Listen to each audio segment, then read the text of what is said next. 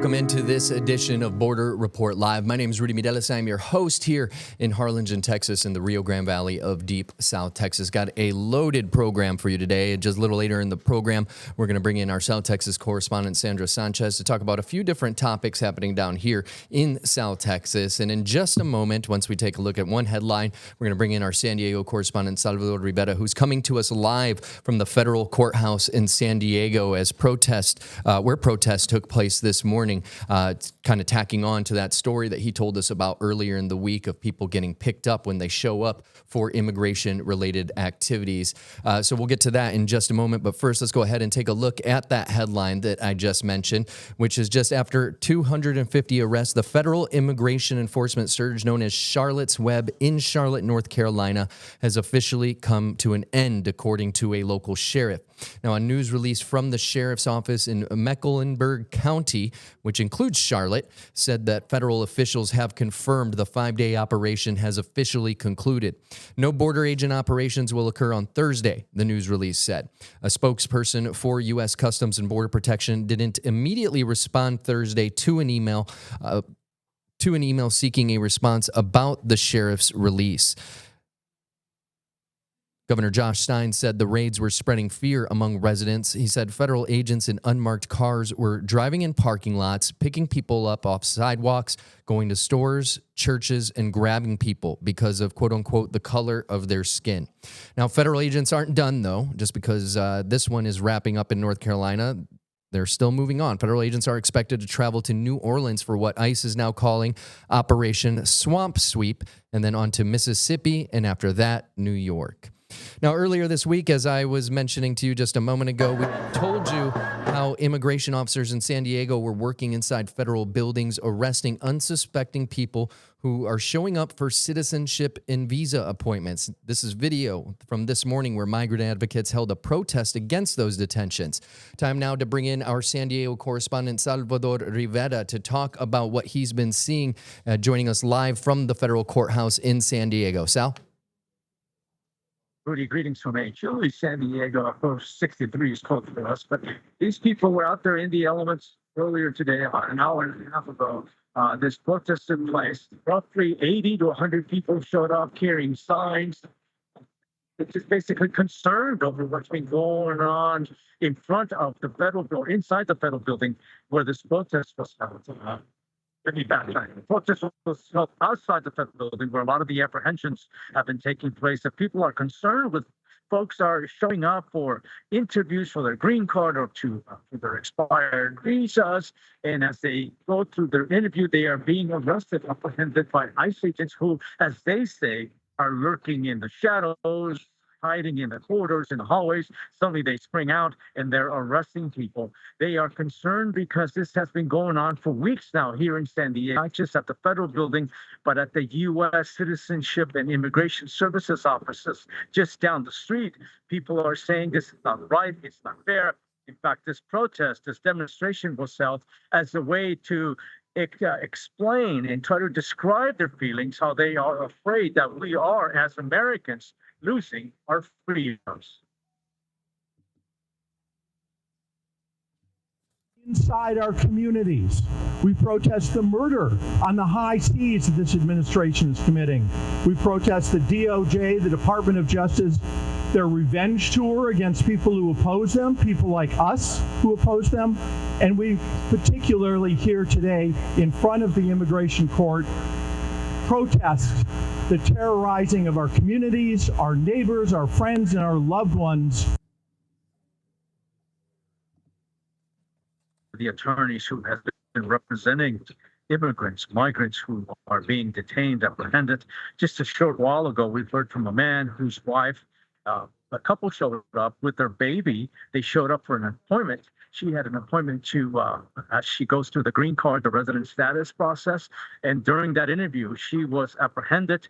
And in fact, the husband was telling us that the baby basically taken from her arms as the ICE agents cuffed her and walked her away. So he's inside the building hoping to see her, to be able to chance to talk to her. They have an attorney with them. But she also felt helpless. The attorney was telling us that in her 28 years of practice, she has never encountered anything behind this, what is going on, the violations of people's civil rights to due process. And this is again why this protest was held here in San Diego downtown. Rudy, a lot of people concerned, a lot of people upset, a lot of people worried about what's being going on. ICE agents are apparently just arresting, apprehending people when they show up for appointments. We're also hearing that some people are getting letters, notices that they are to report to the courthouse for appointments, and that the letters turn out to be bogus. And as they walk in, expecting to talk to somebody, that's when they are being apprehended and then hauled away. Some of them are being kept in the basement here at the federal building. From here, then they are taken to the Otay Mesa Detention Center, or they are simply being deported.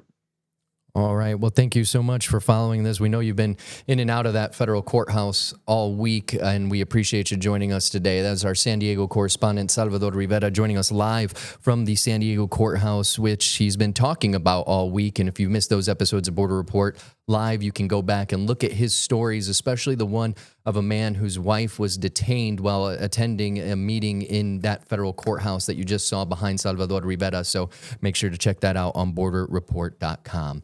Coming up next, our South Texas correspondent Sandra Sanchez is going to join us to talk about a few different topics, going from the environmental side to the law enforcement side, immigration enforcement side of everything that's happening from San Antonio down here to the Rio Grande Valley. So stay with us. Border Report Live is back in 1 minute.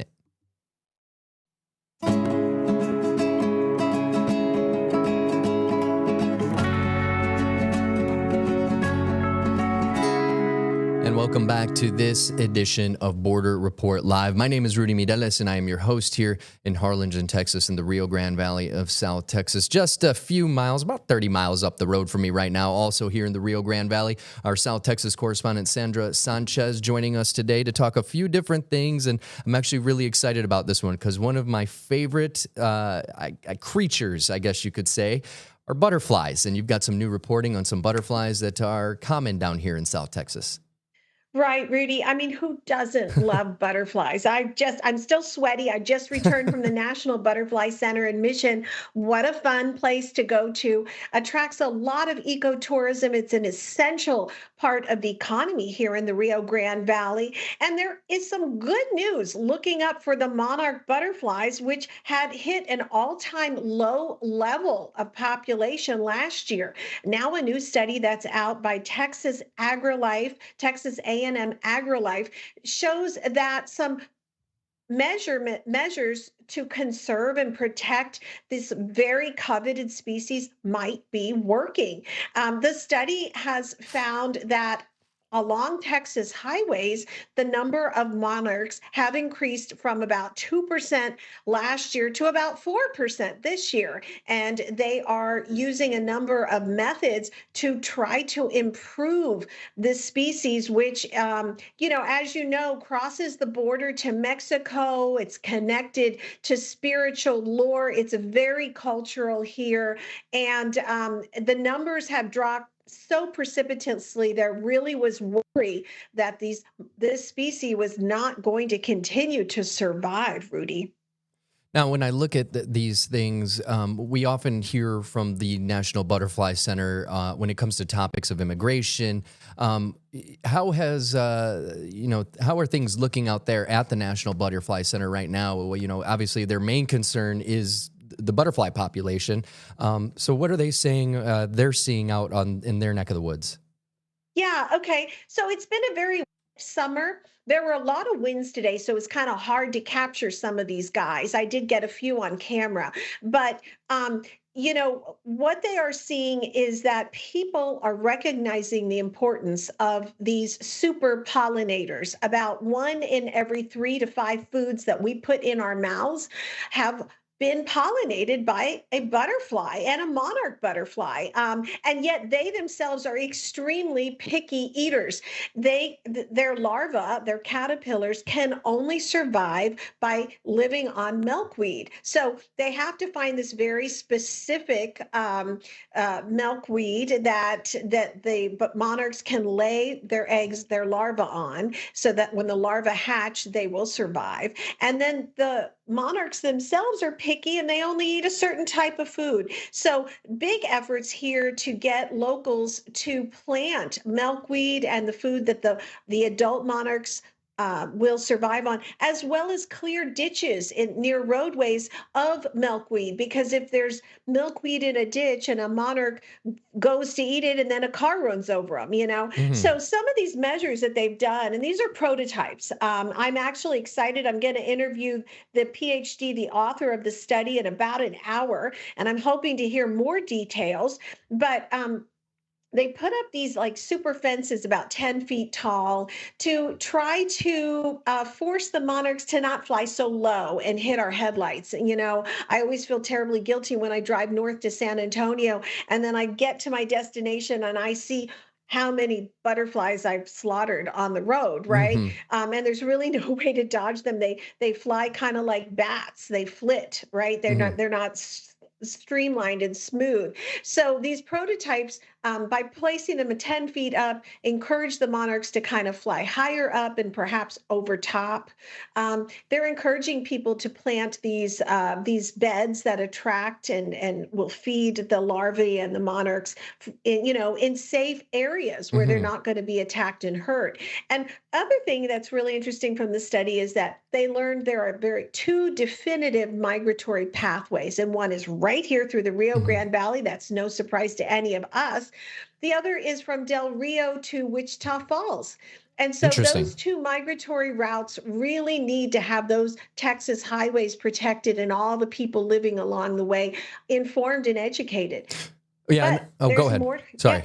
Go ahead. There's more to it because the monarch butterfly right now is listed on the endangered species list. However, the Trump administration wants to bump it down to the threatened list. And just this week, President Trump announced that he would roll back protections to species listed on the threatened list. And so what does that mean as far as funding going forward, education efforts going forward, conservation measures? I just interviewed the director of the National Butterfly Center, and she says she hopes that they have seeded enough information out there, and there are so many super supporters of these butterflies that people will continue with these good practice habits, because if they don't, we're going to see this decline like we did last year. And it's really interesting that you mentioned that, because it does seem to be a growing trend of this, planting butterfly and pollinator-friendly plants across the Rio Grande Valley. I recently was speaking with a garden expert, because we're trying to do this, trying to, spruce up the backyard a little bit for the little one running around at home. And one of our first, priorities was, what can we get in here to attract these butterflies? What can we get in here to attract even honeybees or whatever type of bees are looking, that we're looking to repopulate in the environment down here in the Rio Grande Valley. But an interesting note that you brought up was those the roads, the clearing of ditches. You said that they're kind of test bedding these 10 feet fences, and you mentioned it too about, it looks like a butterfly graveyard whenever you're taking a long distance, trek, whether it be north to San Antonio or even out west towards Rio Grande City, Roma, even as far as Laredo. It feels, like you said, I feel terrible every time I make that trip, because I just see butterfly after butterfly after butterfly hitting the windshield. But who's putting up these 10-foot fences, or is that just kind of something that's in the talks right now?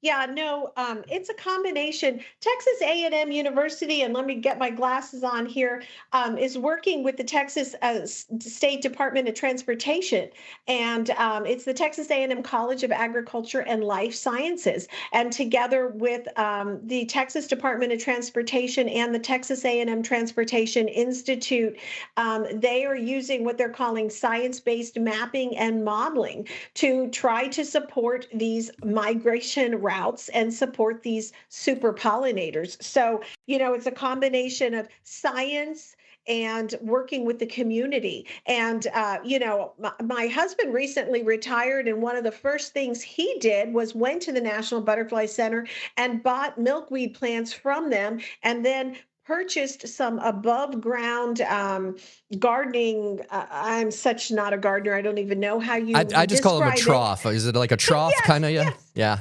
I grow children and mold, but not plants. Okay. And so he has planted them. He is nourishing them. He's watering them every day, and he's really found it his Zen space. And whenever he sees a monarch, he tells it to come on over to our house, that we're growing milkweed for him, and that they can come live with us. It's the plants are slow going, but it's a craze. He's just really fascinated by them. Out at the Butterfly Center, I talked to some retirees who say they come every year. It was really packed there today. Even though it was so windy, it was hard to really get a close look at them. But I mean, like I said at the beginning, who doesn't love a butterfly? Yeah, and what's great about, the plants that they're looking for, that specific milkweed, is that a lot of that stuff is that they, typically flock to eat and get nourishment. It's native to the Rio Grande Valley, which is a big problem with our water conservation issues here in the Rio Grande Valley. So, it's one of those things. If you're at home and you live in this area and you're worried about drought, the more plants that you get that can sustain or be sustained without a whole lot of water, that are native to the Rio Grande Valley, native to the area, you're kind of solving two problems here. Speaking of that, clearing those ditches. We talk about that every time hurricane season comes around here. We do have a problem with trash flowing into ditches, similar to what we see, but not as bad as what Salvador has reported on in San Diego, as they put up that trash boom over there. But it's incredible how doing one thing for the environment can have such a ripple effect on so many different things in your local community. So. I'll take that one step further, because the director told me, if you save a butterfly, you don't just save a butterfly, you save the species that live in tandem with the butterfly, that lizard or that sagebush. So really widens the net and scope environmentally. So, and as well as nourishes our economy. Switching gears a little bit here to immigration enforcement, you're following another story out of San Antonio, I believe. Can you bring us up to speed on that? Yes, this is new Homeland Security Task Force in South Texas has been established. And, I have to say, out on the border today, I saw so many law enforcement vehicles, unlike I'd seen since, I'd say, the surge started again in 2018, 2019. Since 2021, when Operation Lone Star began down here, we saw troopers every mile. That's what I'm seeing today. So this really is in full force. This is a combination of Homeland Security investigations under DHS and the FBI and a dozen other federal agencies. And it actually came under scrutiny today by Congressman Joaquin Castro and Greg Casares, both of Texas, who were demanding more information about a November 16th raid at a nightclub that apparently resulted in the release of the arrest, of 140 people. So working in tandem, the groups are the Drug Enforcement Administration, ICE, U.S. Marshal Service, the Bureau of Alcohol, Tobacco, Firearm, and Explosive, Customs and Border Protection, U.S. Border Patrol, U.S. Attorney's Office, the IRS even, and the U.S. Coast Guard. So what Congressman Castro wants to know is, how many of the people arrested, what evidence did they have provided to a judge to sign a warrant to arrest these people? And what were the parameters of the warrant being executed? He wanted to know exactly which of those entities I named were on site and did the arrest, where the people are in custody, where they're being held, what their nationalities are any U.S. citizens, what crimes are they accused of, any children detained, and what is the rationale for targeting these individuals in this raid? That's a direct quote from this letter, which was sent to Homeland Security Secretary Kristi Noem, U.S. Attorney General Pam Bondi, and other high-level Trump officials. Yeah, and just kind of make an interesting point here to tack on to your reporting on this story is that we've been reporting on the things happening in Chicago over the last couple months, L.A. and San Diego before that, now Charlotte and Raleigh, North Carolina this week, and next week it's going to be New Orleans, Louisiana, and shortly after that another location. But I think for the people at home, it kind of paints a picture that this type of enforcement, this level of boots on the ground for these law enforcement agencies is nothing new to us south of San Antonio. This is something that's been going on, as you mentioned, since 2018, 2019, 2020. We've seen the slow increase, but I just thought it was important to mention that just because so often we focus on these other parts of the country, Right. and to us, we see it every day. I can't get to work and back home without seeing at least 20 Border Patrol trucks on the expressway back and forth. Not to mention the numbers had kind of backed off as far as the troopers that we had been seeing for a while there. If you try to drive to Rio Grande City in Starr County, about 40 miles west, you would see one every mile. Now it appears that this surge of force is back, and they are focusing on this area, and what the results will be as far as, raids to construction sites or restaurants or, families, people not going to school or leaving their houses, going to church. I'm sure the word has filtered out in the communities by now that, there are many, many watchful eyes, not to mention the 287G program where law enforcement, local law enforcement, lend their support to federal officers. And I did see a number of Mission police that were out, McAllen police that were out. So, a lot of complaints living here on the border. People say it's, quote, a militarized zone. It's certainly very patrolled. But there's one thing that I always like to communicate that I think a lot of people don't realize is that it's actually really a very, very safe place to live because we don't have a lot of homelessness. We don't have a lot of crimes. We don't have murders and rapes. A lot of that, serious crime, our numbers, FBI stats show. And I think a lot of that is because there are so many law enforcement agents concentrated in the area. It's a beautiful, clean place to live. Just don't speed down the roads. Yeah, and City of McAllen and the City of Brownsville, the largest city in the Rio Grande Valley, both have made, I want to say, the top 20 of safest cities in America for several years in a row. And that's from different organizations making that determination using different metrics. So, it's very interesting to see the narrative versus what we actually experience down here. And I will say, like you mentioned, I live right around the corner from where we had Florida Highway Patrol here when they were here at one point during Operation Lone Star. Guard, Their National Guard and their state troopers as well. And it's been a long time since I've crossed one of them on my morning run, to say hi or whatever it is, because there was groups, going together in formation on their morning runs, and I would see them every morning. But it has been a while since that, so it should be interesting to see what picks up in the coming days. Thank you so much, Sandra. We appreciate you being here today. Sandra Sanchez, our South Texas correspondent. Stay with us. Border Report Live is back in 1 minute.